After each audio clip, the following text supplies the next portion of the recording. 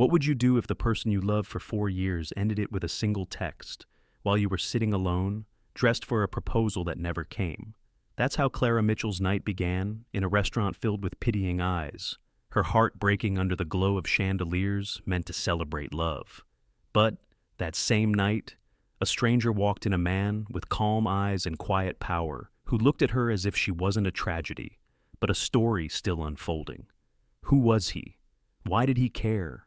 And how could one unexpected act of kindness pull her into a world of wealth, deceit, and redemption, where love would be tested by power and truth by loyalty, from the ashes of humiliation to the fire of forgiveness?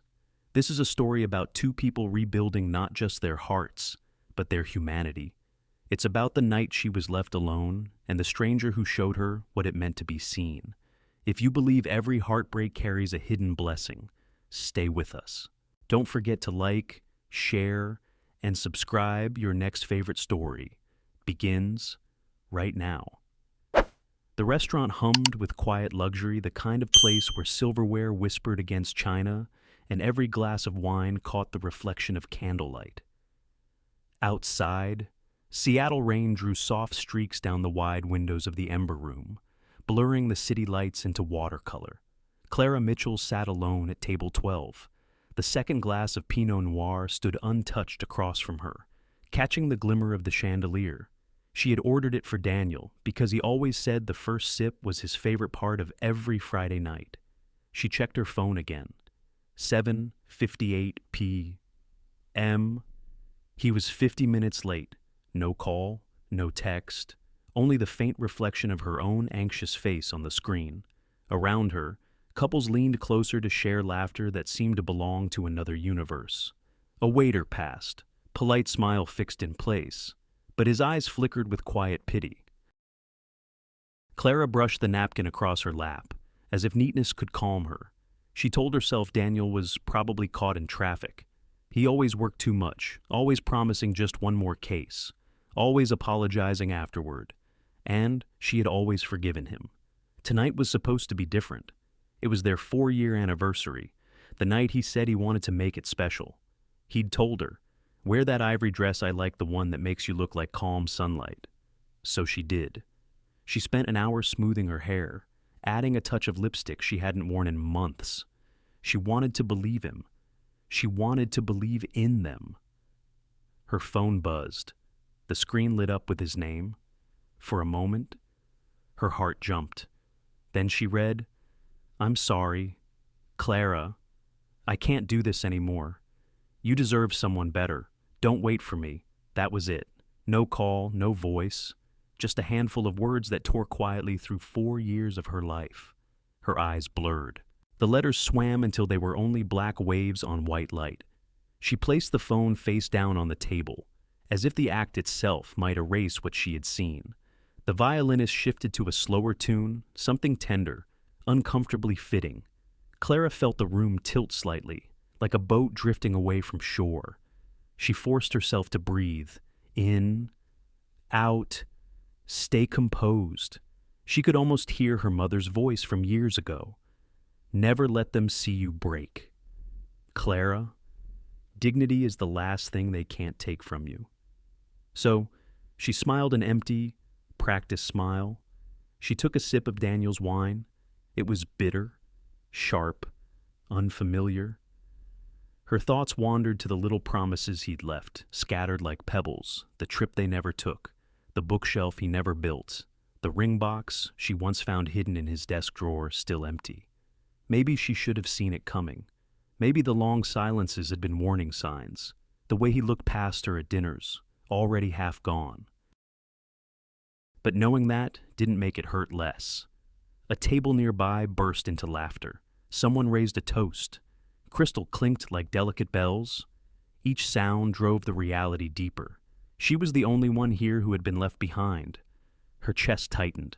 She reached for the check, but the waiter approached first. Young, nervous, professional. "Ma'am," he said gently, "will you still be dining this evening?" The question hung in the air, heavier than it should have been. It wasn't cruel, but it landed like a stone. Clara swallowed. Her throat burned. She wanted to say yes, to pretend everything was fine, but the truth pressed against her ribs, demanding honesty. She shook her head. No, thank you. She managed. Her voice didn't crack, though it trembled at the edges. The waiter nodded, offered a sympathetic half-smile, and walked away. She stared at the empty chair across from her. The candle between them flickered, wax pooling like time melting away. If love had a sound, it would be that tiny hiss of dying flame. Clara reached for her purse. Her fingers were cold, unsteady. As she stood, the chair legs scraped the floor, a small, sharp cry in the hush of the room. People looked up. She felt their eyes the way one feels rain soft, constant, inescapable. She didn't cry. She didn't run. She simply walked toward the exit, heels clicking against marble, each step a quiet declaration. I will not fall apart here. Outside. The rain had eased into a mist.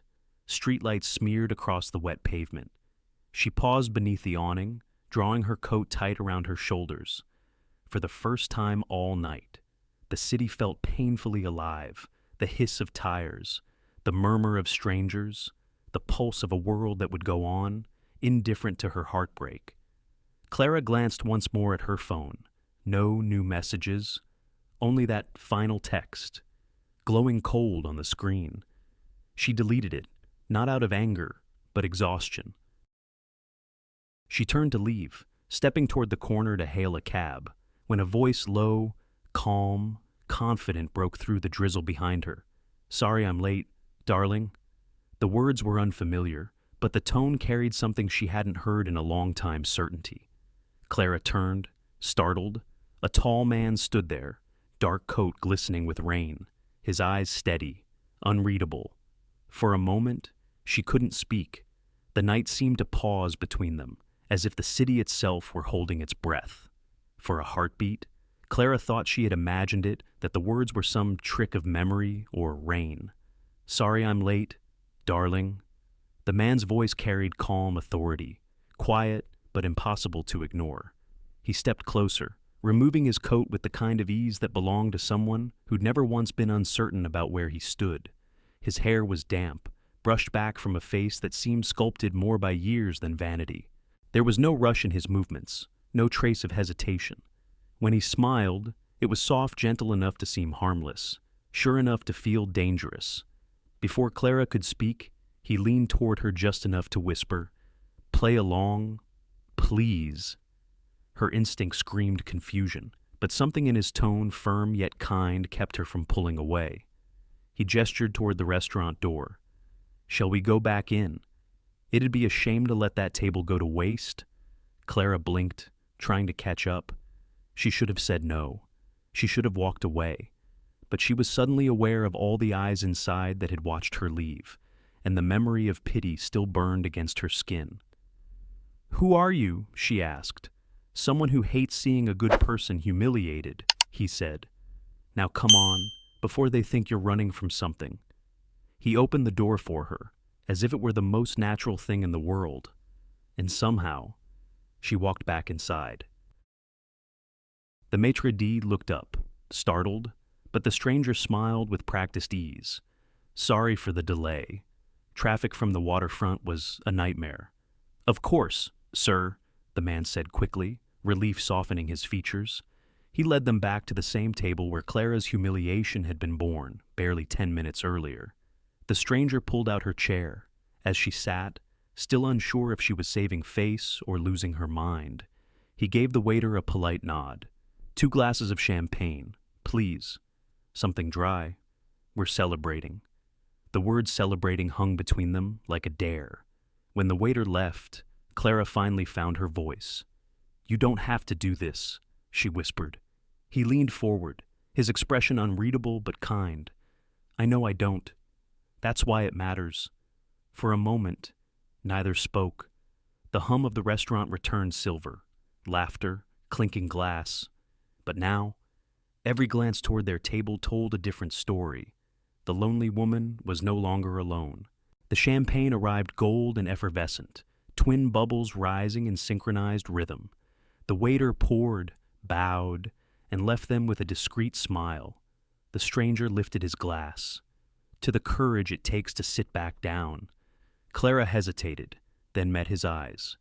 They were steady, a quiet blue-gray like the sky just before dawn. She raised her glass, the crystal trembling slightly in her hand. To new beginnings. To dignity, he corrected gently. They drank.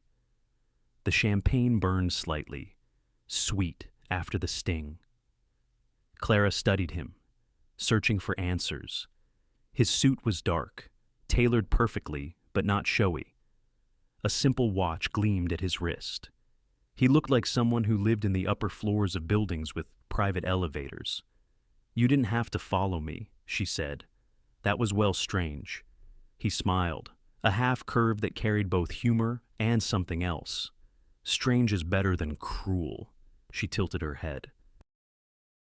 "Do you make a habit of rescuing strangers from embarrassing nights? Only when they look like they deserve better company?" It should have felt flirtatious, but it didn't. There was no sharp edge to his tone, no expectation behind it, only warmth. That startled her more than charm ever could. The conversation drifted easily, as though the universe had decided to repair its mistake. He asked about her work. She told him she taught literature at a local college. He listened not the distracted way Daniel used to, but fully, with an intensity that made her nervous and safe at the same time. When she returned the question, he only smiled faintly. Let's just say, I bepause oneness. He never gave his name, and she never asked, because for one evening, it didn't matter who he was. What mattered was that she could breathe again. At one point, the waiter refilled their glasses, glancing between them approvingly.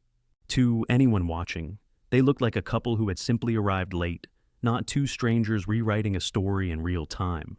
As the night eased forward, the tension in Clara's shoulders melted. The stranger made her laugh once genuine laughter, the kind that shakes loose the weight in your chest.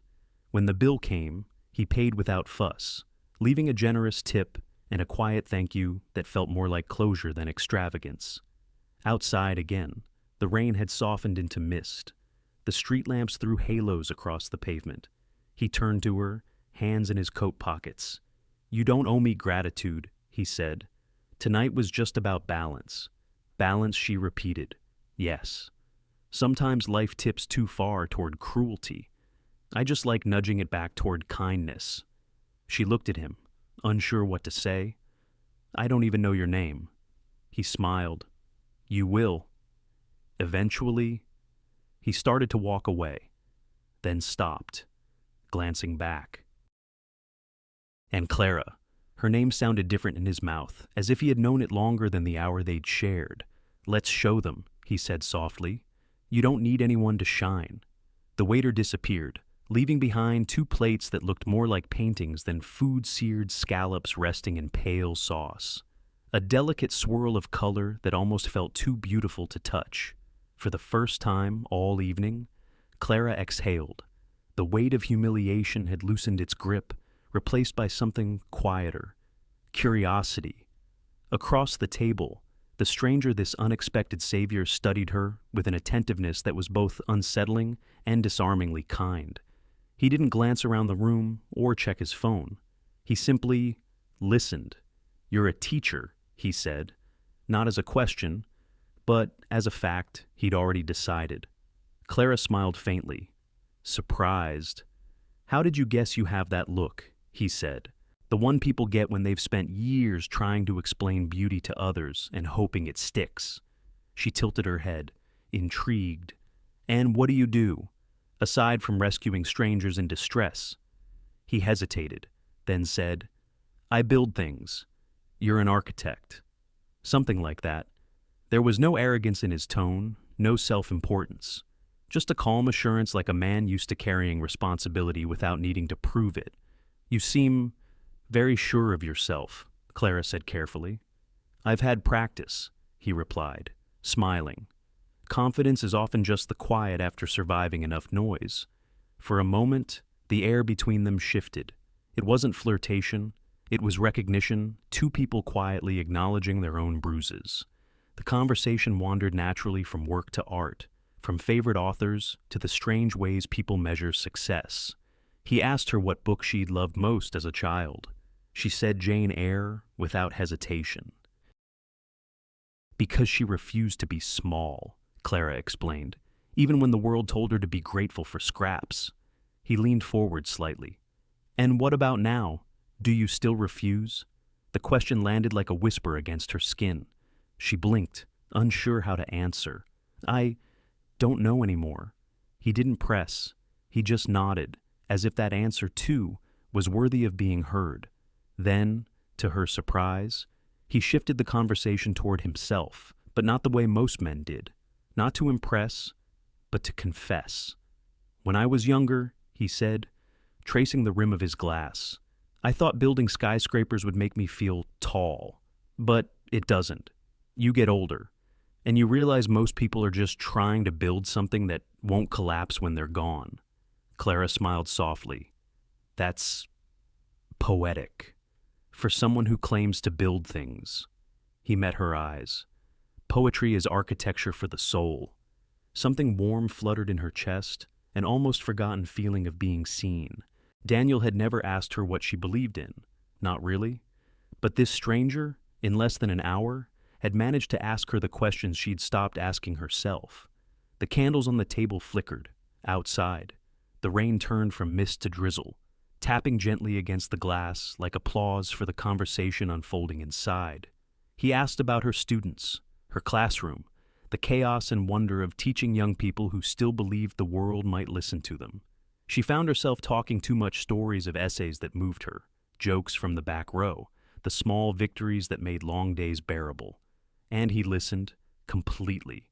When she finally noticed the hour, her plate was empty, her heart strangely light. She laughed, embarrassed. I've been talking nonstop. I noticed, he said, smiling. It's the best sound I've heard all week. She blinked, flustered by how easily he said things that might have sounded rehearsed from anyone else.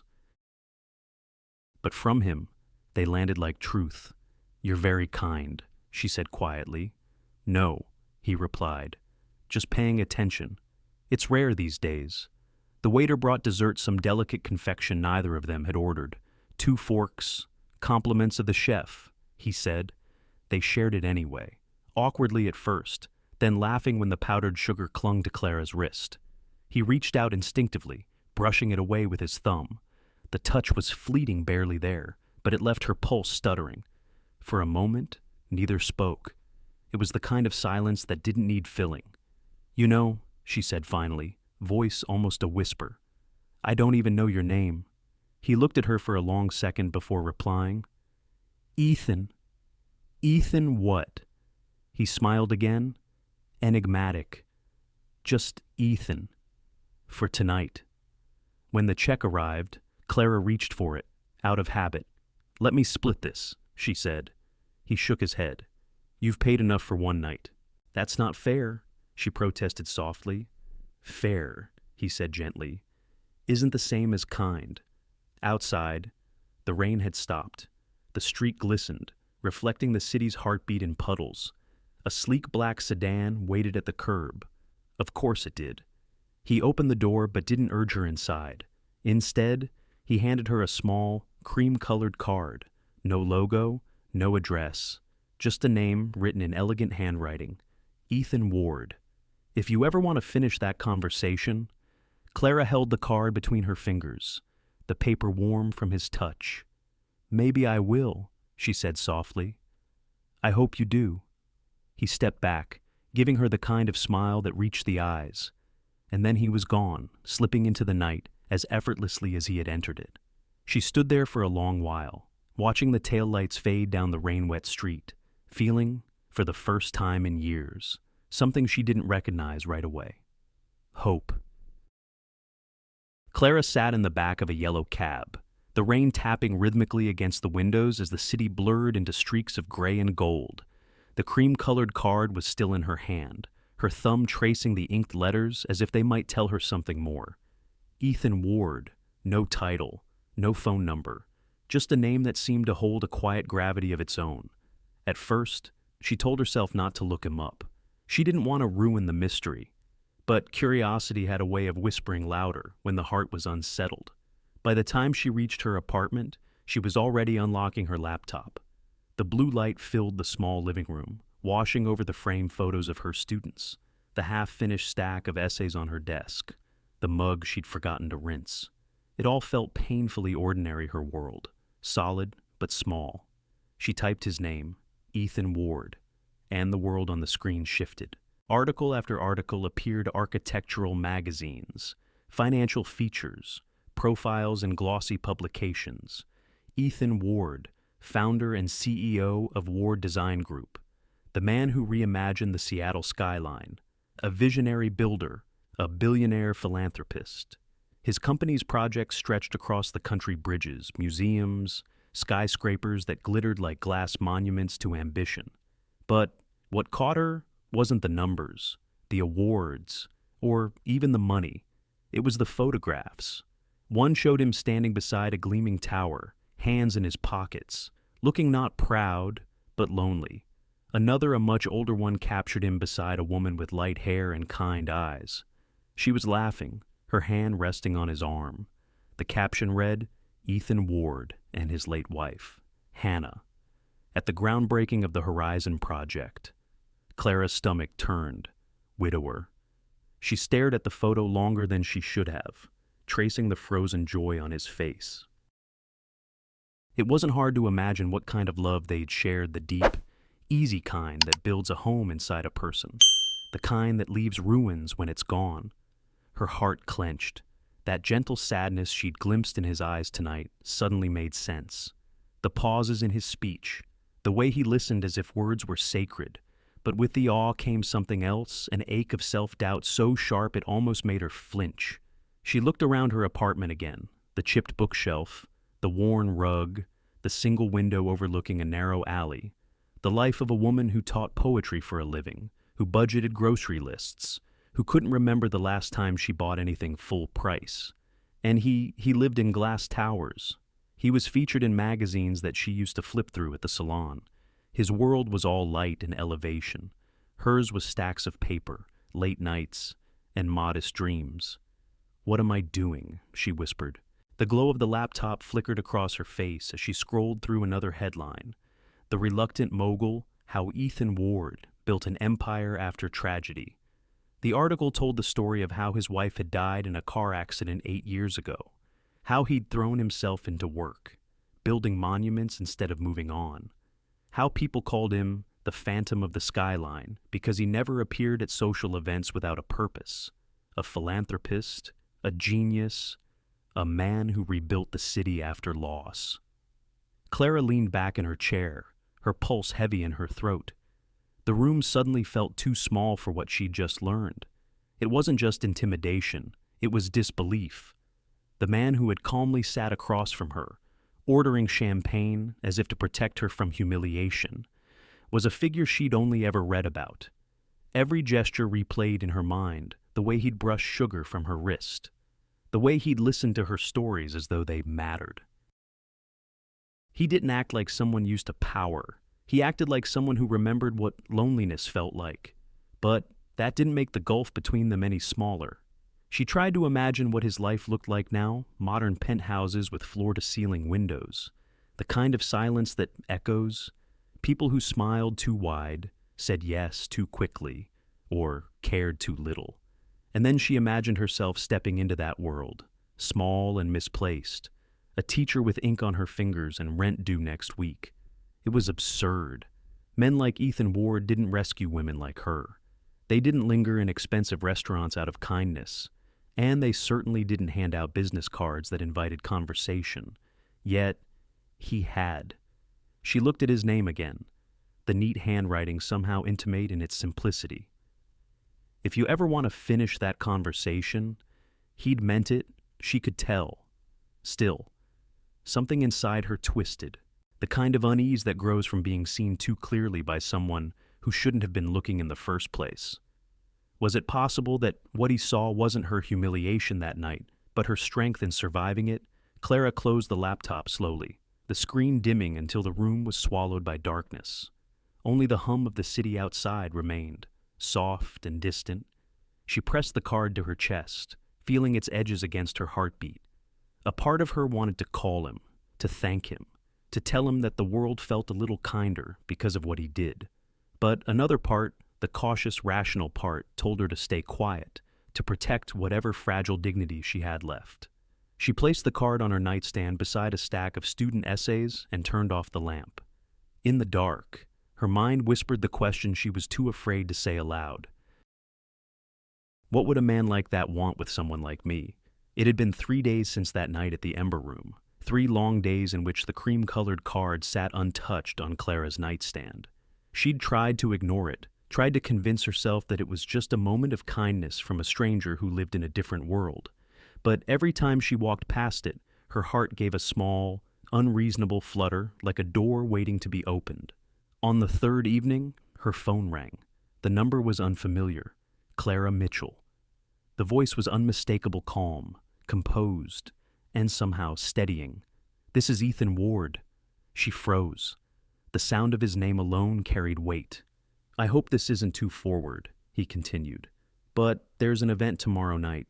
A charity gala, local artists. I remember you mentioned how much you loved contemporary realism." Clara's throat tightened. He remembered. "It's for a scholarship fund my firm sponsors," he added.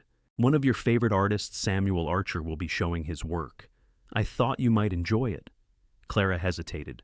The invitation felt impossible, like crossing into a story that wasn't hers. "That's thoughtful," she said, "but I'm not sure I'd fit in at an event like that." He chuckled lightly. "If it helps, neither do I. But maybe we could not fit in together." She should have said no. Instead, she found herself saying yes. The next evening, Clara stood in front of her mirror, adjusting a simple navy dress she'd owned for years. It wasn't glamorous, but it felt honest. She'd added small pearl earrings and a touch of perfume she hadn't worn since her college days. When the car arrived, a quiet black sedan, with a driver who greeted her by name, she almost turned back. But something steadier than fear pushed her forward. The gallery was breathtaking. Crystal chandeliers cast soft light over white walls hung with vivid canvases. Music drifted through the air, low jazz, mingling with the murmur of conversation and the clinking of champagne flutes. And there, near a sculpture of intertwined steel and glass, stood Ethan. He looked exactly as she remembered, impossibly composed, his gray suit sharp against the warm tones of the room. But when he saw her, his whole expression softened, as though she were the one piece of art worth looking at. "You came," he said. "You asked," she replied, smiling shyly. He offered her a glass of champagne. The bubbles caught the light like tiny stars. "To courage," he said again. "To curiosity," she countered. They clinked glasses, and for a while, the crowd faded. They walked slowly through the exhibits, their voices low, the kind of conversation that belonged to people standing too close. Ethan listened as she spoke about her love for Archer's paintings, the way he captured loneliness without despair, light without perfection. "That's an unusual thing to notice," Ethan said softly. "Most people just see color. You build skyscrapers," she teased. "You understand structure?" He laughed quietly, eyes crinkling. "You'd be surprised how often people forget buildings need foundations." For a while, Clara forgot about the cameras flashing near the entrance. She forgot about the sharp stares from socialites wondering who she was. All she saw was a man who made the world feel less cruel. But peace, she had learned, rarely lasted. It started as a ripple, a voice behind her, too familiar to mistake. Clara, her stomach dropped, she turned, and there he was, Daniel Ross. His suit was immaculate, his expression a mix of disbelief and ownership. "What are you doing here?" he asked, his voice low but sharp. Clara stepped back instinctively. "I was invited." Daniel's eyes darted to Ethan, then back to her. Invited by him, Ethan's posture changed slightly, not aggressive, but protective. "Is there a problem?" Daniel ignored him. "Clara, you don't belong here. These people, this world, it's not for you." Her pulse thudded. The words felt like acid, burning through the fragile confidence she'd been building. Ethan's voice was calm, but steel ran beneath it.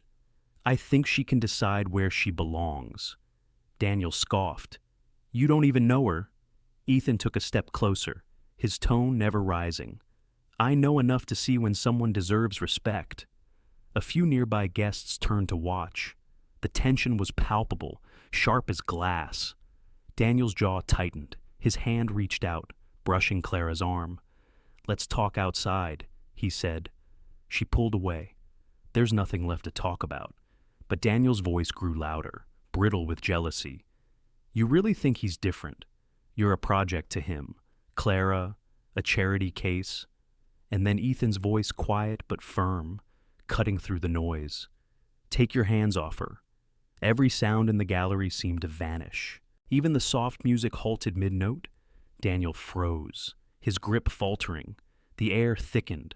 Dozens of eyes turned toward them. Ethan didn't move closer, didn't shout. He didn't have to. Authority radiated from him like heat. "You heard me," he said again, voice low. "Let her go." Daniel dropped his hand, color draining from his face. He stammered something inaudible and turned away, disappearing into the murmuring crowd. Clara stood still, breath trembling. Ethan looked at her, then not as a rescuer, not as a billionaire, but as a man trying to offer her back the dignity she'd almost lost. "Are you all right?" he asked softly. She nodded, though tears pricked her eyes. "I will be around them." The murmur of the gallery resumed carefully, as if the night itself was trying to pretend nothing had happened. But everyone had seen it. For the first time in her life, Clara Mitchell had not been the woman who was left behind. She was the woman someone stood up for. The story broke before sunrise. By the time Clara left her apartment the next morning, her phone was already buzzing with messages from colleagues, half curious, half concerned. Someone had captured the moment at the gallery, Daniel's hand gripping her arm. Ethan's calm defiance, and turned it into a headline. "Billionaire architect defends mystery woman at gala." Below it was a grainy photo, Ethan's face composed, Clara's eyes wide, the crowd frozen around them like actors in a still frame. She turned off her phone, heart hammering. At school, the whispers started before she even reached her classroom. Students leaned against lockers, murmuring. Someone giggled, another whispered too loudly. "That's her, the one from the news." Clara kept walking. The sound of her heels on the polished floor was the only rhythm she could control. In the teacher's lounge, her friend Maria tried to smile but couldn't hide the worry. "Clara, I saw it on Channel 7. They're saying you're dating him, Ethan Ward." Clara sank into a chair, rubbing her temples. "I'm not dating him. We've only met twice." "Tell that to the internet," Maria said softly. "They've already decided the story." The rest of the day blurred. She taught her classes, graded essays, smiled when expected, but the energy in every room shifted around her like static. By evening, she felt wrung out. When her phone buzzed again, she almost ignored it. But then she saw his name. Ethan Ward. Clara. His voice came through the line, steady as always. "I'm so sorry about the attention. I should have seen it coming." "You couldn't have," she said. "People love a story more than they love facts. Still, it's my world that dragged you into this. Let me help. Help how she asked. My PR team can issue a statement, clarify what really happened." "Which version?" she asked quietly. "The one where a stranger saved me, or the one where a billionaire turned my life into gossip silence?"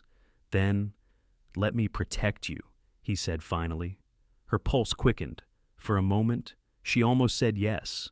It was tempting to be shielded, to let someone else fight the noise for her. But something deep inside rebelled against the thought. "I don't want protection, Ethan. I want truth." He didn't argue. When he spoke again, his voice was lower, careful. "Truth is rarely safe, Clara. Maybe, but at least it's mine." There was a small sound on the other end, a sigh. "Maybe," or something softer. "You're braver than most people I know," he said, "and more stubborn." That made her smile despite herself. Comes with grading freshman essays. He laughed, the tension easing for a heartbeat.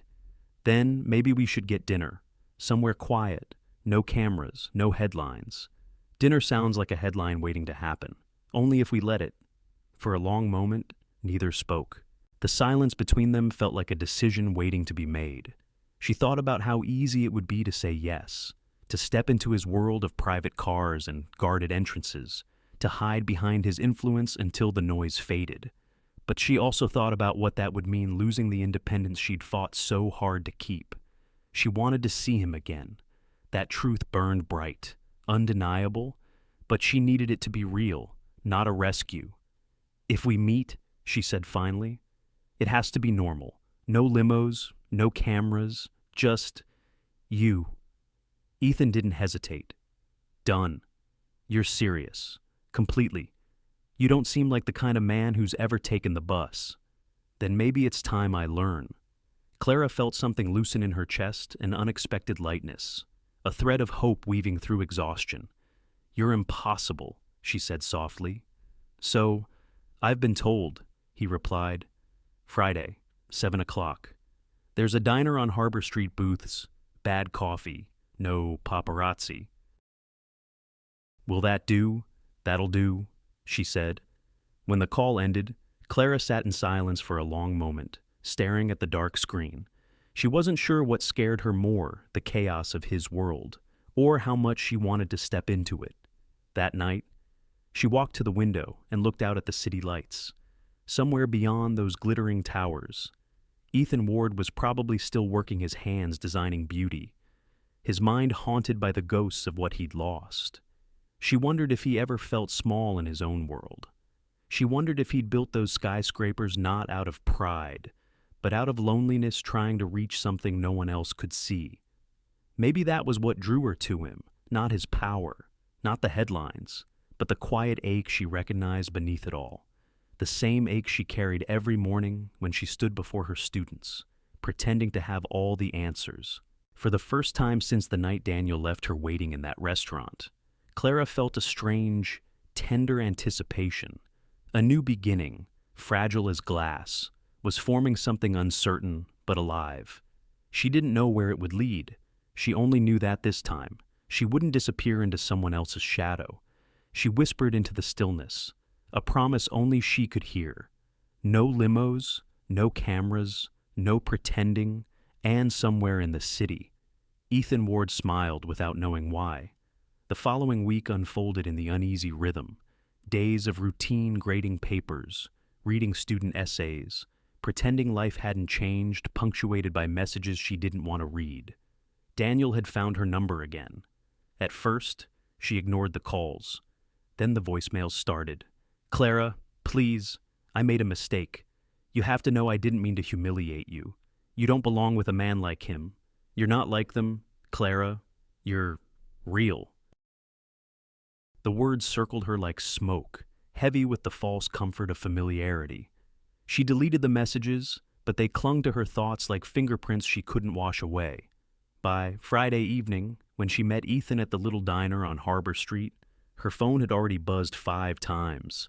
She silenced it and tucked it face down beside her coffee cup. Ethan noticed. Rough day, he asked gently. She shrugged. Just old noise trying to sound like music? He smiled faintly at that, though his eyes stayed serious. Daniel Clara looked up, startled. How did you? It wasn't difficult to guess, he said. People like him rarely vanish quietly. The air between them thickened.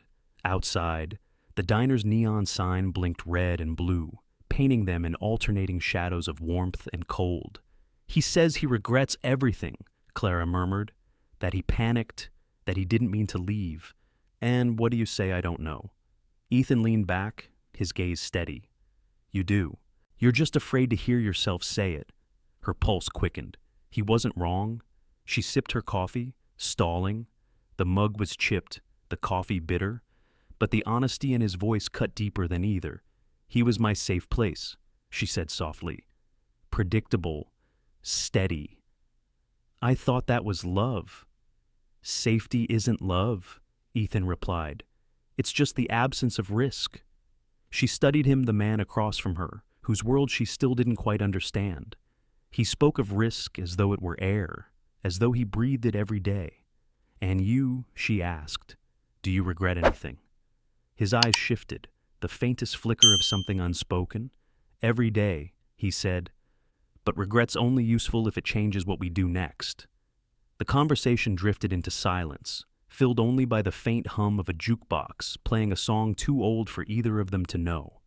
Ethan's hand rested near hers on the table, close enough for warmth, far enough for respect. Then her phone buzzed again. The screen lit up Daniel Ross. Ethan's jaw tightened. "You should answer," he said. "I don't want to." "Then let me." "No." The firmness in her tone surprised them both. She reached for the phone, turned it over, and powered it off. The world went silent again, a small act of rebellion that felt larger than it was. Ethan exhaled slowly, tension easing from his shoulders. "I'm sorry," he said. "That wasn't my place." "It's okay," she replied. "I just need to stop letting ghosts call me back." He looked at her for a long time, admiration and something heavier behind his calm expression. "You're stronger than you think, Clara." "I don't feel strong, just tired." Tired is what strong feels like before it becomes peace. They ate quietly after that, conversation and softer now. Books, old movies, the strange comfort of routine. But beneath every word, something new stirred. Ethan had never been one for small talk. His silences were deliberate, weighted. When he spoke, it was always to peel back another layer. "You ever think about starting over?" he asked. She smiled faintly. "I think about it all the time. I just never thought I could." "Maybe you already are." She looked out the diner window. The rain had started again, thin lines racing down glass, city lights stretching across puddles. Starting over? The phrase lingered. It scared her. But it also felt true. Ethan reached into his pocket, pulling out a small notebook. He flipped it open, revealing a sketch of something, lines, curves, shapes that looked both abstract and deliberate. "What's that?" "A new project," he said. "A community arts center downtown. For students, for teachers, for people like me." He smiled, "Exactly like you." Her breath caught. "You drew this last night," he said simply. "After we spoke, it wasn't just a design, it was a gesture, quiet but profound." He wasn't offering her charity. He was offering her purpose. "You shouldn't do things like this," she whispered. "Why not?" "Because it makes it harder not to care about you." He didn't smile this time. Maybe that's the point. Outside, thunder rolled far away soft, like a warning. Clara looked at Ethan, then at her reflection in the window. Two versions of herself stared back, the woman who once waited for love that never came, and the woman daring to believe in something new, even if it terrified her. When they finally left the diner, the air was cool and clean after the rain. Ethan offered to walk her home, but she shook her head. "I'll be all right." He hesitated. "Clara, I need to find out if I can stand on my own before I walk beside you." His expression softened. "Then I'll wait." She smiled. "You seem to be good at that." He laughed quietly, and they parted at the corner, his footsteps fading behind her. As Clara walked toward the glow of her apartment building, her thoughts swirled like the city lights reflected in puddles. Daniel's world had been small, predictable, safe. Ethan's was vast, dangerous, alive. And she stood somewhere in between, realizing she could never go back to the woman who had once settled for being unseen.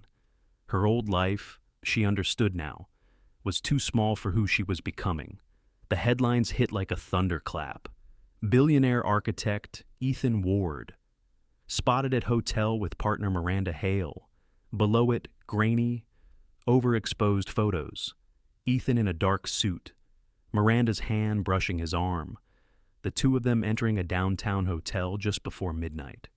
No caption could stop the damage. No context could undo the implication. Clara stared at the screen, the words blurring, Her coffee had gone cold hours ago, untouched on the kitchen counter. She scrolled through the article, her pulse a steady roar in her ears. Each word felt like a small betrayal written in ink she couldn't wash off. The pair were seen laughing over drinks at the Regency Grand before retiring to a private suite. Sources say Ward and Hale have long shared a special closeness. She read it once. Then again. Then she stopped breathing altogether.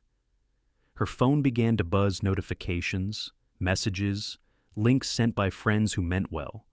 She turned it face down, the sound muffled but relentless. Ethan, Miranda. The names repeated in her head like an equation she couldn't solve. By the time night fell, she was still sitting on the couch, the room dark except for the ghostly blue glow of the phone screen. Her thoughts spiraled memories of his kindness, his certainty, the way he'd looked at her like she was the first honest thing in his world. Had that all been a lie? She thought of his sketches, his quiet intensity, the gentleness that lived beneath his precision, and then those photos again. Ethan and Miranda. Her stomach twisted. The night stretched long and sleepless. Every creak of the apartment sounded like a question. Every memory turned into doubt. At 2:17, her phone buzzed again. Ethan Ward. She hesitated. Her thumb hovered over the screen, trembling. Clara. His voice was quiet, hoarse. I assume you've seen it. I have. It's a smear, he said, deliberate. Miranda's not what she seems. Her throat ached. What is she? Then, a business partner, he said. And right now, an opportunist. Those photos don't look like business. Ethan, they were taken after a board meeting. We were meeting an investor at the Regency. The rest of the team had left earlier. She stayed to finalize paperwork. The photographers caught half the truth. Half the truth. The phrase lingered, sharp as glass. Why were you even there? He exhaled slowly. Because I trusted her. Clara's fingers tightened around the phone. And I'm supposed to trust you. Yes. His voice was steady, but beneath it, she heard something crack. Because I've earned it. You've known me for months, she whispered. You've built a life that fills entire newspapers. And all I have is a handful of moments that felt real. They were real. Then why does it feel like I'm the only one still believing in them? On the other end, silence. Not defensive, just heavy, human silence. Then I know what it looks like, he said softly. And I know what it cost you to even listen right now. But please don't let them decide what we are. Clara wanted to believe him. God, she wanted to. But belief felt fragile now, like a glass bridge stretched over too much emptiness. She closed her eyes, leaning her forehead against her knees. Ethan? I'm not like you. I don't live in headlines. I don't have a team to clean up the mess. When people look at me, they don't see a company, they see a scandal. I know, he said. That's why I wanted to protect you. And that's exactly why I can't let you. For a moment, the only sound was his breathing, steady, slow, contained, as if he was holding everything back to keep from breaking. Then Miranda's been pushing for control of the firm, he said. She's wanted this. The attention, the narrative. This leak, it's her move, not mine. Clara didn't answer. Her chest felt tight, her thoughts tangled. She's not my partner in any way that matters, he continued, and she never will be. Something in his tone, raw, honest, pulled at her resolve. But doubt, once planted, grows roots fast. She rose from the couch and walked to the window.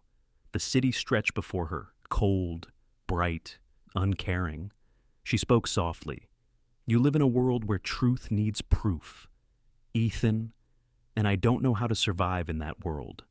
Then let me show you, he said. I can't. Why not? She hesitated. Her voice broke. Because I'm afraid that if I step into your world, I'll disappear. He didn't speak right away. When he finally did, his voice was gentle, almost fragile.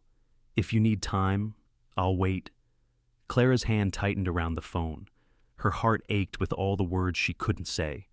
She wanted to tell him that she still believed him, that she didn't, that she wished the world would stop spinning long enough for her to catch her breath. Instead, she whispered nothing at all.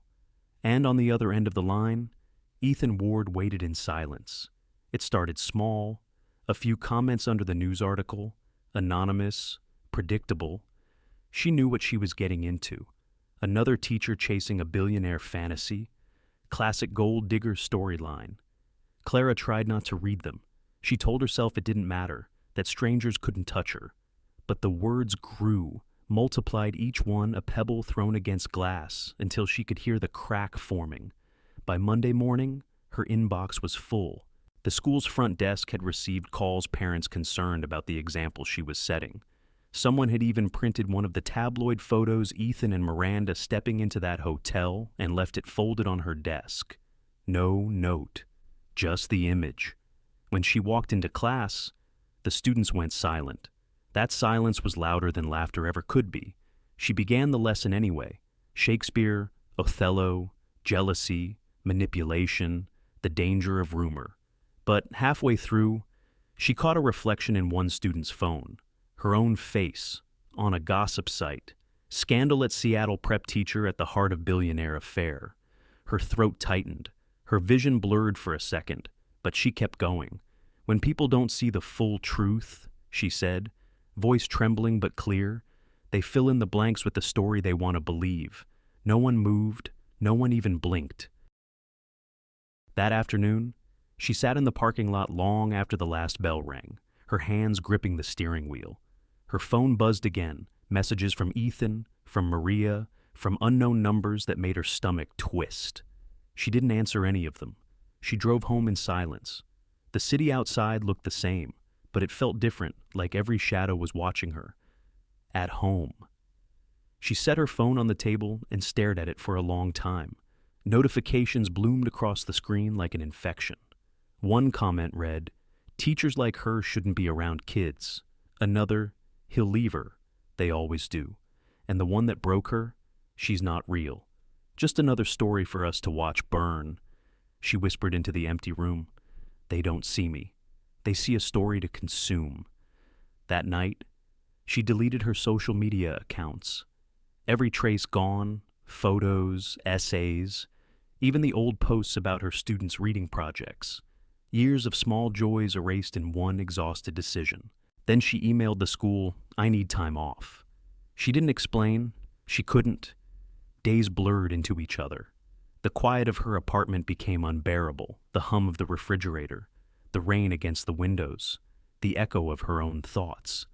Sometimes she'd think she heard her phone ring, but it was never really ringing, just her mind, replaying the sound of a world that had turned against her. She started drinking tea instead of coffee, reading old novels instead of news. She tried to write again, but every sentence felt like an apology she couldn't finish. When she looked in the mirror, she barely recognized herself. Her eyes looked older, not sad, just tired.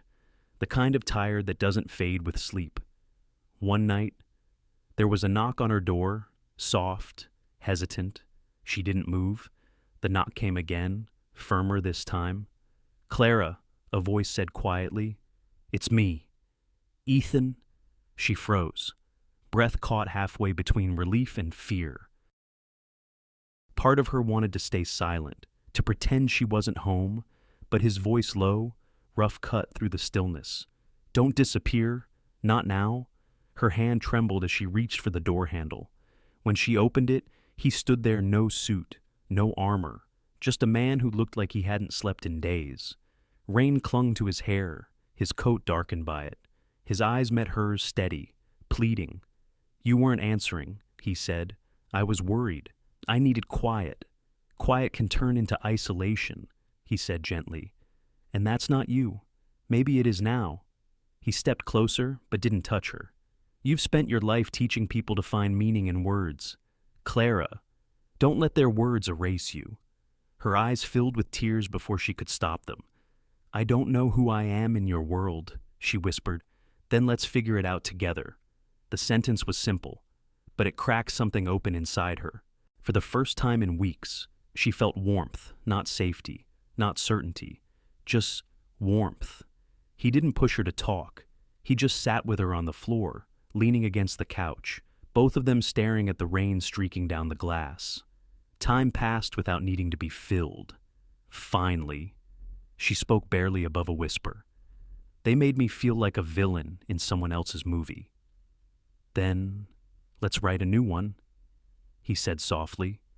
She let out a shaky breath that might have been a laugh, or maybe a cry. You make it sound so easy. It isn't, he said, but it's possible. They sat there until the storm outside began to fade, and for the first time since everything fell apart, Clara realized that what scared her most wasn't losing her reputation.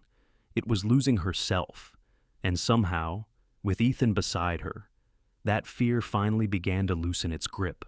It happened on a gray afternoon, the kind of day when the air felt thick enough to remember things you'd rather forget. Clara had spent the morning cleaning, not out of energy, but out of restlessness. Every book she straightened, every surface she wiped, felt like a small attempt to regain control over a life that had drifted off course. When the knock came, she didn't expect anyone. Ethan was in New York on business. The neighbors rarely visited. She opened the door halfway and froze. Standing there, clutching a worn leather purse, was Helen Mitchell, her mother, 20 years older, smaller somehow, though the same steel still lingered in her posture. Clara, Helen said, her voice thin but practiced, like someone used to speaking through doors that didn't open. You look older. Clara blinked, uncertain whether to laugh or cry. That's what time does. Mom? Helen smiled faintly, but her eyes darted around the apartment, the furniture, the framed degrees, the single vase of fresh tulips. You did well for yourself, she murmured. I saw you on the news. The words landed like ash. Clara's stomach tightened. You saw that? Of course. The whole city did. You and that architect, the handsome one. Ethan Ward. Right? Helen's voice brightened with sudden enthusiasm. That's why I came. I thought maybe we could talk. It had been 20 years since Clara had last seen her, since the night Helen packed a suitcase, said she needed freedom, and walked out the door, leaving behind a 17-year-old girl and a house full of silence. The wound had never healed. It had just learned how to breathe. Talk about what Clara asked carefully. I need help, Helen said. Just for a little while. The air thinned. Help. I wouldn't ask if it wasn't important. You haven't asked anything for 20 years. Helen winced, eyes flickering toward the floor. I know. I wasn't a good mother. Clara crossed her arms, feeling her pulse in her throat. You were no mother? There's a difference. Helen looked up, tears forming that didn't fall. I heard you're with a rich man now, she said, the words tumbling out too quickly. Maybe you could lend me something, just until I get settled. Clara's breath caught. For a second, she couldn't tell if she wanted to shout or collapse. You came here for money. I came here for you, Helen said. But yes, I need help. I thought maybe you'd understand now. Life isn't easy for women alone. The irony twisted like a knife. No, Clara said softly, it isn't. She turned away, walking toward the kitchen to steady herself. The sound of the kettle filled the silence between them. Steam rose like a ghost. Her mother's voice followed. You've changed. You used to be softer. You used to be around, Clara said. Helen sighed, the sound of someone rehearsing regret. I made mistakes. Clara, I was young, scared. Your father and I fought all the time. I thought leaving would make you stronger. It did, Clara said sharply. Just not in the way you think. She poured 2 cups of tea, though she wasn't sure why. Habit, maybe, or pity. When she handed one to Helen, their fingers brushed. It was the first time they'd touched in 20 years. You look tired, Helen said quietly. All this with the papers. That man has nothing to do with this. Clara interrupted. You don't get to walk back into my life because I'm in headlines again. Helen's face tightened. I just thought maybe we could start over. Start over. You walked away without looking back. I looked back every day. The words hung in the air, fragile and impossible. Clara sat down, her voice trembling despite herself. Do you even know what happened after you left? How I worked 2 jobs in college, how I stopped trusting people who said they loved me. You made promises, Mom, then you traded them for silence. Helen's chin quivered. I was broken. Clara, then you should have fixed yourself before breaking me. Outside, rain began to fall soft, steady, like time itself trying to apologize. For a while, neither spoke, just 2 women sitting across a small table, decades of distance filling the space between them. Finally, Helen whispered, I didn't come to hurt you. I just thought, maybe, now that you're doing well, you could forgive me. Clara looked at her mother's trembling hands, the same hands that used to braid her hair, pack her lunches, wave goodbye from the front porch before disappearing for good. Forgiveness isn't a favor you ask for, Clara said. It's something you earn. Helen's eyes glistened. So you won't help me. I can't help you be the person you should have been. Helen nodded slowly, the fight draining from her. You're colder than I remember. No, Clara said softly. I just finally stopped pretending the fire didn't burn. Helen rose, adjusting her purse, looking smaller than when she'd arrived. At the door, she turned back. You'll understand one day. When you're a mother, Clara's chest tightened. That's the difference between us, she said. I'd never walk away. You didn't lose me, Mom. You gave me away. It was nearly dawn when the phone rang. Clara was still half asleep, her mind heavy from the long week. The voice on the other end was rushed, panicked Ethan's assistant. There's been an accident, one of the construction sites. Ethan's already there. Clara sat up instantly. What kind of accident? The new tower downtown. The north scaffolding collapsed. Several workers are injured. She didn't think, she just moved. Threw on jeans, a coat, didn't bother with makeup. Her hands shook as she grabbed her keys. When she reached the site, the sky was still gray with dawn. Smoke curled against the half-built skyscraper, Ethan's latest project, the Meridian. Sirens wailed, paramedics shouted, floodlights cut through the fog. And in the middle of it all, Ethan Ward stood covered in dust and soot, sleeves rolled up, his hands bleeding as he helped lift a piece of broken steel off a trapped worker. He wasn't barking orders from a distance. He was in it, kneeling, pulling, yelling for water and oxygen. She'd never seen him like that. No suit, no composure, no armor. Just a man whose world was falling apart and still trying to hold others together. Ethan, she shouted, pushing past a firefighter. He turned, eyes wide for a second, surprised to see her, but didn't hesitate. You shouldn't be here. You shouldn't be alone. He looked at her, then nodded once, the kind of look that said, thank you without needing words. They worked side by side, helping wherever they could, handing out bottled water, moving debris, steadying the injured. The ground was slick with dust and rain. Every sound, the groan of metal, the cry of pain cut through her like glass. At one point, Ethan climbed a twisted beam to reach a trapped worker. Ethan, it's not safe, she called. He turned back, shouting through the smoke, neither is life. By the time firefighters declared the site stable, the morning had turned to pale gold. The building stood scarred, smoke still rising from its wounds. Ethan sat on a curb, his shirt torn, his hands shaking from adrenaline and exhaustion. Clara knelt beside him, pressing a cloth to the cut on his arm. You need to go to the hospital. Later. Now. I said later, he said quietly. They need me here. She watched him smeared with dust, eyes dark with grief, and realized what kind of man he really was. Not the billionaire from the headlines, not the savior from her lonely night at the Ember Room. Just Ethan Ward, the man who built not for power, but to protect. Hours later, when the chaos began to fade, a police investigator approached. Ethan stood, wiping his hands. Do we know what caused it? The man hesitated. Initial findings suggest deliberate tampering. Bolts removed from the lower support beam. Ethan froze. Sabotage. We think so. The word hung heavy in the air. Later that evening, after statements and questions, Ethan drove Clara home. The silence in the car was thick, the kind that pressed against the ribs. He parked outside her building, but didn't turn off the engine. "They'll find who did it," he said quietly. "But this isn't random. Someone wanted to hurt me." "Miranda?" she asked. He nodded grimly. "Or someone she hired. She's been trying to undermine me for months. Can the police prove it? They're following the money trail?" Clara looked down at her hands, still streaked with dust. The image of the injured workers wouldn't leave her. She thought of the man Ethan had carried out on a stretcher, the sound of his wife's sobs. And suddenly, her phone buzzed. A message from a number she didn't recognize. She opened it.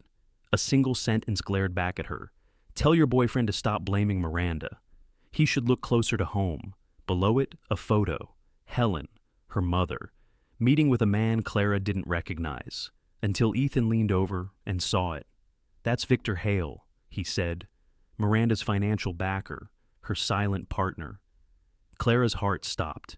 "My mother met with him. When was this taken? I don't know. She came to see me last week. She said she needed money." The realization hit like a blow. "Oh, God," Clara whispered. "She must have sold something information about your projects. She must have given them access." Her voice cracked. "My blood did this." Ethan's jaw tightened. For a moment, she saw the war behind his calm rage, grief, disbelief. But when he spoke, his tone was steady. "Clara, look at me." She did. Slowly, her vision blurred with tears. "You are not your mother's sins." She shook her head. "If she helped them, then all of this, the injuries, the fire." "She made her choices," Ethan said firmly. "Not you." The sound of distant sirens drifted through the half-open window. Outside, the night was heavy with smoke and rain. Clara buried her face in her hands. "How do I live with it?" "The same way I will," he said softly. "By fixing what's broken." He reached for her hand, his touch hesitant but sure. "We rebuild. That's what we do. Remember?" She looked at him, then tired, streaked with ash, still holding on, and realized that he was right. Rebuilding wasn't just about steel and glass. It was about forgiveness, about choosing to stand even when the ground shook. When she finally spoke, her voice was quiet but steady. "Then, let's start tomorrow." Ethan nodded. "Tomorrow," he said. And every day after, the sirens faded, the city went still. And though the smoke lingered, something else began to rise with it, something fragile, something defiant, hope. The night was cold and windless. From the rooftop of the half-finished tower, the city below shimmered in uneasy stillness, its lights scattered like stars that had fallen and couldn't find their way home.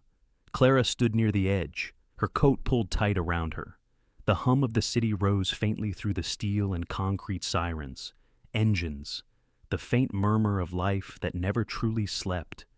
Behind her, she heard footsteps, heavy, unsteady. Ethan. He looked older under the moonlight, not in years, but in weight. His shirt was still streaked with dust, his eyes hollow from too many sleepless nights and too many losses to count. He walked to the railing and leaned on it, staring down at the building that had betrayed him. "It should have stood for 50 years, he said quietly. "I designed it to last through earthquakes, but it took one act of greed to bring it down." His voice was raw, stripped of its usual calm. "They'll rebuild," Clara said softly. "They'll rebuild the structure," he answered. "Not the trust, not the lives." He pressed his palms against the cold steel rail, knuckles white. "Do you know what I hate most?" he asked. "That I didn't see it coming. That I believed the wrong people. I thought I was protecting everyone, but I couldn't even protect my own name." Clara took a step closer. "You can't protect the world." "Ethan." "That's the problem," he said bitterly. "I keep trying to." The wind picked up, swirling strands of her hair across her face. She reached out, brushing his arm lightly, then stopped carrying it alone. He turned toward her slowly, his eyes shining in the dim light. "Why are you here?" he asked, his voice low. After everything your mother, the press, the danger, why would you stay? Clara hesitated. Her answer came like a whisper torn from her chest. Because I know what it's like to be left standing in the ruins. She stepped closer, her gaze unwavering. I'll stay, not as your shield, but as your equal. The words hung between them, fragile as the dawn that hadn't yet arrived. Ethan's lips parted, but no sound came. He looked down, jaw trembling, then turned away, gripping the railing again, as if it were the only thing holding him upright. And then he broke. No warning, no drama, just a quiet collapse inward, a soundless surrender to all the weight he'd been holding back. Tears fell unsteady, unchecked. He covered his face with both hands. His shoulders shook once, then again. It was the first time Clara had ever seen him cry. She moved closer, not to comfort, but to witness, to share the space without stealing its honesty. She didn't speak. She didn't reach for him. She just stood beside him, her presence steady, letting the silence do what words could not. After a while, he lowered his hands. His face was pale, streaked with tears and dust, but something in his eyes had shifted. I'm sorry, he murmured. You didn't deserve any of this. Neither did you. I should have stopped her, Miranda, Victor, all of it. I let ambition blind me. You built beauty, she said gently, and people tried to destroy it. That's not your fault. He gave a faint, broken laugh. You sound like you still believe in me. I do, she said, even when you don't. They stood together in silence. The city stretched out before them, bruised but alive, far below. Workers were still cleaning the debris, their small movements like flickering stars. Clara leaned against the railing beside him, her voice quiet but sure. You taught me something. Ethan, that rebuilding isn't weakness. It's faith. He looked at her, eyes reflecting the faint orange glow from the streetlights. And you taught me something too, he said. That love doesn't mean saving someone. Sometimes it just means staying. They didn't move for a long time. There was nothing left to explain, nothing left to forgive. Only two people, stripped bare of pride and pretense, standing together in the quiet wreckage of what had almost destroyed them. The first light of dawn crept across the horizon. A pale gold glow brushed against the skyline, touching the broken cranes, the soot-stained scaffolding, the tired faces below. Ethan exhaled slowly. You see that? Clara smiled faintly. A sunrise. No, he whispered. A second chance. She reached for his hand, then not to steady him, but to join him. Their fingers intertwined, rough palms meeting softly. The city breathed again, and as the light broke fully over the rooftops, neither of them spoke. They didn't need to. In that silence, forgiveness had already begun. The prison smelled of disinfectant and metal. Clara had imagined this moment for weeks, what she would say, what she wouldn't.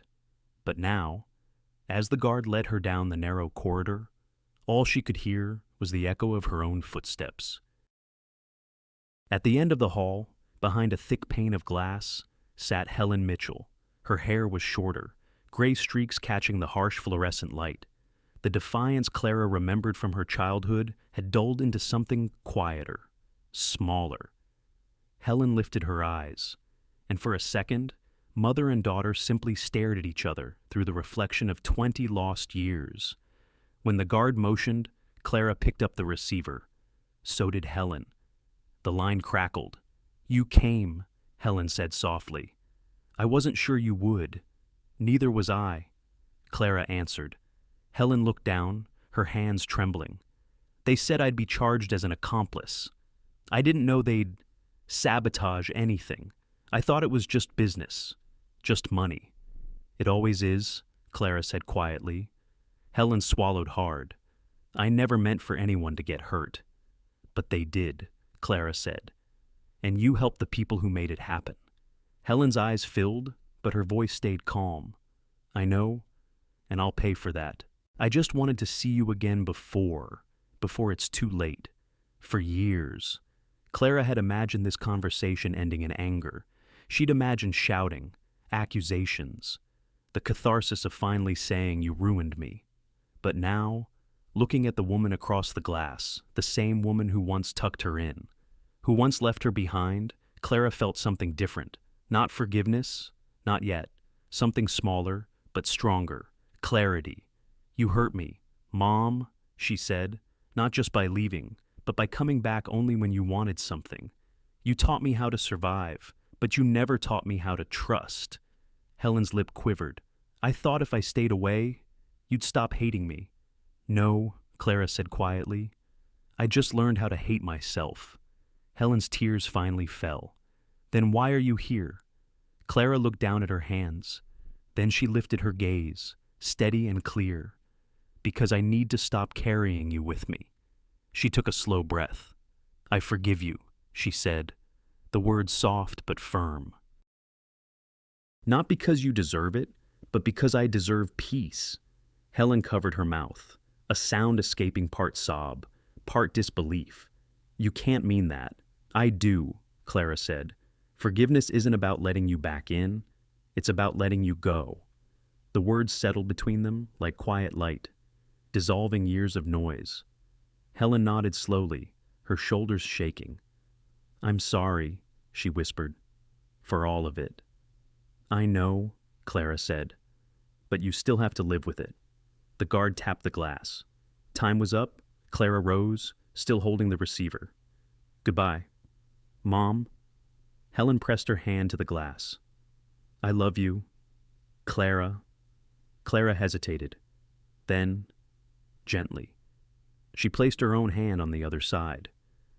"I know," she said. "That's why it hurts so much."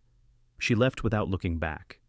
Meanwhile, across the city, another meeting was taking place.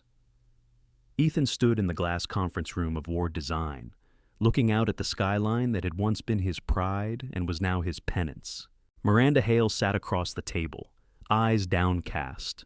For the first time, she wasn't calculating, just tired. "I signed the resignation papers," she said quietly, "effective immediately."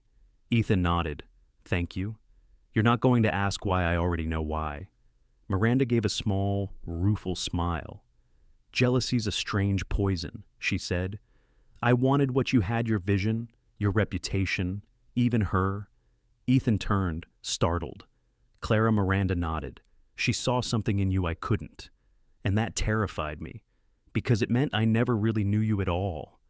"Miranda," Ethan said quietly, "what you did can't be undone. But I hope one day you understand that destruction doesn't make you powerful. It just makes you lonely." She looked up, tears shimmering but unshed. "That's the worst part," she said. "I already do." He offered his hand, not as an olive branch, but as a full stop. She took it briefly, then left. No words, no grand apologies, just truth bare and final. That evening, Clara and Ethan met on the pier where the city lights rippled across the water. He told her about Miranda's resignation. She told him about her visit to the prison. They didn't need to say what it meant. Both had faced their ghosts, and both had chosen truth over vengeance. Ethan reached for her hand, their fingers intertwining against the cool wind. "Does it feel lighter?" he asked. Clara nodded. "A little." "That's how peace begins," he said. They stood in silence, the waves lapping gently beneath them, the city stretching endlessly beyond. Forgiveness wasn't a moment, it was a practice, a daily act of letting go of pain, of pride, of the need to win. And as the night deepened, Clara felt something inside her finally ease. Not happiness, something quieter, something true. Peace. It was early morning when the first light touched the sea. The garden overlooked the Pacific, a quiet cliffside retreat just outside Port Townsend. Rows of white chairs curved toward a wooden arch wrapped in wildflowers and seagrass. The breeze carried the scent of salt and roses, mingling with laughter and the faint music of a string quartet warming up. Clara stood at the edge of the path, looking down at her own hands. They didn't tremble, not like they once had at the Ember Room, where she'd waited and waited for a man who never came. Today, she wasn't waiting. Today, she was walking forward. Her dress was simple, a soft ivory linen, loose and timeless. Her hair was swept back, caught in the sunlight like fine gold thread. In her hands, a bouquet of sunflowers, wild and bright. She looked up as the music began. Ethan stood beneath the arch, his gray suit perfectly unassuming, his tie pale blue, the same color as the sea behind him. Around him stood people who had become their chosen family, a few close friends, members of his design team, and several of Clara's students who had begged to come, claiming they had to see their teacher's happy ending. They hadn't wanted a grand affair, no cameras, no tabloids, no spectacle, just truth, just presence. When Clara reached him, Ethan smiled, the kind of smile that still felt like sunrise breaking after a long night. "You made it," he whispered. "I almost didn't," she teased gently. "The sea breeze tried to steal my veil." The efficient, an old family friend of Ethan's, began the ceremony. His voice was steady and warm, carrying over the sound of waves. "Marriage," he said, "isn't about finding perfection. It's about finding peace. It's what happens when two people decide to keep showing up, even when the world doesn't make it easy." Ethan's gaze never left her. Neither of them had prepared long vows. They didn't need to. When it was time, he took her hands and spoke from the heart. "Clara," he began softly, "I used to think I could build anything, towers, cities, dreams, but I couldn't build peace until you walked into my life. You showed me that strength isn't in control, it's in trust." Clara's eyes shimmered, her smile small but radiant. "Ethan," she said, her voice low, "I spent years thinking being left meant being unworthy. But you taught me that what breaks us can also make room for something real. You didn't rescue me. You reminded me I didn't need to be rescued." The officiant smiled. "By the power vested in me by the state of Washington," he said, "I now pronounce you husband and wife." Ethan exhaled a long, trembling breath that carried months of grief, rebuilding, and quiet healing. He leaned in, kissed her gently, and for a brief second, everything disappeared, every whisper, every headline, every ghost. Only sunlight, only sea air, only them. When the applause began, it was soft, intimate, filled with joy that didn't need to shout. Clara's students cheered the loudest, waving tiny wildflower bouquets they'd made themselves. Ethan's lead architect, a stoic man rarely seen smiling, actually clapped until his palms turned red. Laughter mingled with the crash of waves as champagne corks popped open. Ethan poured 2 glasses, handing one to Clara. The bubbles rose and shimmered in the sunlight, catching it like tiny stars. She remembered part 2 of their story, the moment a stranger had appeared beside her at a table for 2, holding 2 champagne flutes, saying, "Let's show them you don't need anyone to shine." Now, standing here, she realized something profound. He hadn't made her shine. He had simply reminded her that she already did. As the guests drifted toward the long wooden tables set up for brunch covered with fresh bread, fruit, and wildflowers, Clara and Ethan walked down the garden path toward the cliff's edge. The tide below was rising, the water reflecting the newborn sun like glass. They stood there in silence, hand in hand. "Do you ever think about that night?" Clara asked. "Every day," Ethan said, "because that's when I stopped being alone." "You know," she said with a smile, "I think he really did regret losing me." Ethan laughed softly. "Daniel, she said, half laughing. "It doesn't matter anymore." They stood there as the wind moved around them, lifting strands of her hair, carrying away the echoes of old fears. Forgiveness had made room for peace, and peace had finally made room for joy.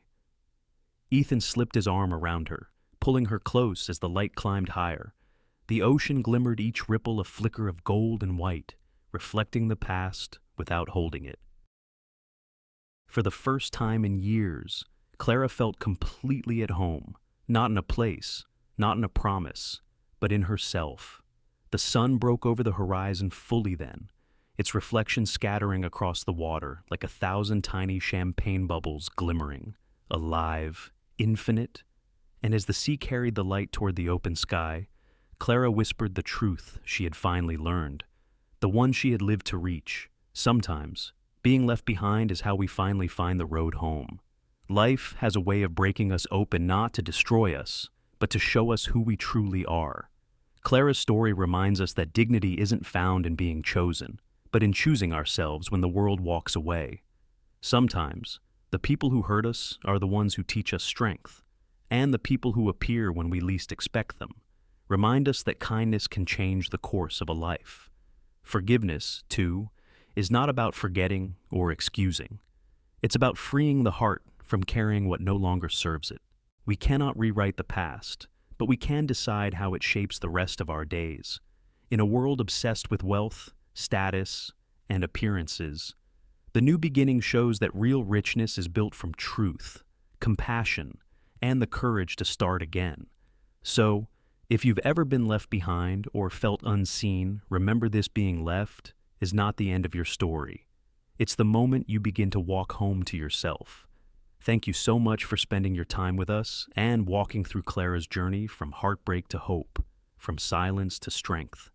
If her story touched your heart, reminded you of someone you love, or helped you see life a little differently, please take a moment to like, share, and subscribe to our channel. Your support helps us keep bringing real, human stories. Stories about love, loss, dignity, and the quiet courage it takes to start again. Stay with us because the next story might be the one that speaks to you.